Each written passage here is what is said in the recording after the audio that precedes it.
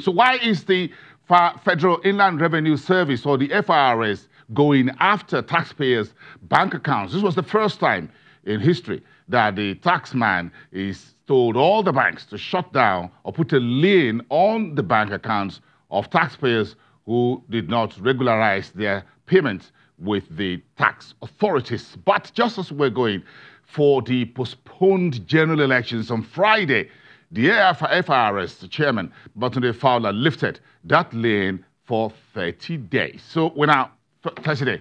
His clock is ticking. And let's get a bit of a sense what actually happened to place the lien and why was the suspension lifted at least for 30 days. Let's talk to the tax oracle, Yomi Olugbenro, who is a partner and the head of West Africa Tax Matters at Deloitte, Nigeria. Yomi, good morning. You're the man we knocked on his door whenever we have key issues, very naughty to unravel when it comes to tax matters. So bring us up to speed. Why was this lien necessary or imposed in the first place by the FIRS? All right. Good morning, Bosin, and good morning, Nigeria. So I think before we discuss the suspension of the lien, we can take a step back a little to just remind of ourselves how we got, to this particular point.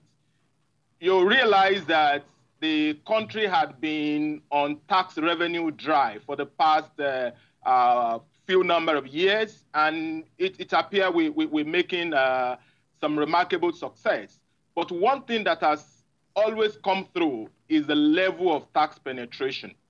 There are data to suggest that the number of individuals and the number of corporates that are on, the tax database is significantly lower than the volume that we expect based on the records on CAC, based on the BVN, and based on all of the transactions that is happening in the economy. So what the FRS has tried to do, and we must commend them for that last year, is that now we are trying to leverage data. So FRS went on this project to look at BVN and look at banking transactions, look at CAC records, to look at how many corporate do we have registered, look at foreign exchange record, look at land registry, and this exercise produced a significant amount of entities that ideally should be registered for tax purposes and who should be paying certain amounts in taxes. Now, when that record was analyzed, FRS came up with about 4 different categories of taxpayers or people. One, there are those who are doing fairly well with their tax returns. So they are registered for tax purposes as is expected, and they are paying fairly good amount of taxes that is commensurate with their transactions. Now, for the other 3 categories, where the challenges are. So first, there is the group of people who are not registered for tax purposes at all, in spite of being on the CAC list, in spite of having BVN, they're not registered for tax at all.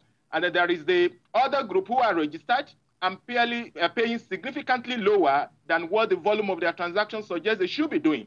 And then there are those who are registered and not paying at all. So those 3 categories of people, whether they are not registered, or they are registered and paying significantly lower, or they are registered and not paying at all, FRS tried to ask them to come through. And that was why we had tax amnesty and all of the noise around people should come out to regularize their tax returns. But the truth is that at the end of that exercise, quite a large number of people are still not yet up to date. So FRS appeared to be left with no other option than to use every means possible to sniff them out of their hiding and then bring them to the reconciliation table. And so FRS does our tax laws and look out for the provisions in the tax law that empowers it to use other means. And there's this provision in our law that we call the power of substitution. It's there in the Companies Income Tax Act, it's there in the FRS Establishment Act, that FRS may appoint any agent for the purposes of retrieving any unpaid taxes from taxpayer. And that's what the FRS did. FRS wrote to banks and said, look, this individual who's having banking transactions with you is not on my database, or is adjudged to be, alleged to be owing some amount of taxes. I need a freeze on that account, in exercise of my power. So that's what happened. But expectedly, there's a whole lot of reconciliation that also needs to happen. So there are some taxpayers who claim the level of their tax returns is probably far more than FIRS has been able to establish. Some claim that the nature of their business is such that if you just sit back to look at my turnover and use that to estimate how much I should pay, there's a likelihood that you will be estimating far more than my business model actually said I should pay. And so many taxpayers have been coming to besieging FIRS offices to say, look, it doesn't seem you have gotten it right with your allegation that I'm not paying the right amount of taxes or that my tax returns are not up to date. These are the facts. And in a few cases, FIRS will have seen and established that, okay, I think you have genuine facts. And there are also those who are in default has been alleged. So, but what FIRS has done is to say, look, the number of taxpayers that are coming to my office on a daily basis trying to reconcile their records is far too large. So now that everybody seems to have been sensitized, let's lift this suspension for about 1 month, and then let's see if this reconciliation spirit will continue so that we don't have to go back to freezing the account. So that's where we are, and that's why that freeze was suspended, Bosun. Very lengthy and unpacking it for us, explanation how we got to where we are at the moment. So FIRS is just kept with the extant laws and regulations on how to deal with tax defaulters or whether there are others. So what happens after the 30 days reprieve period is over?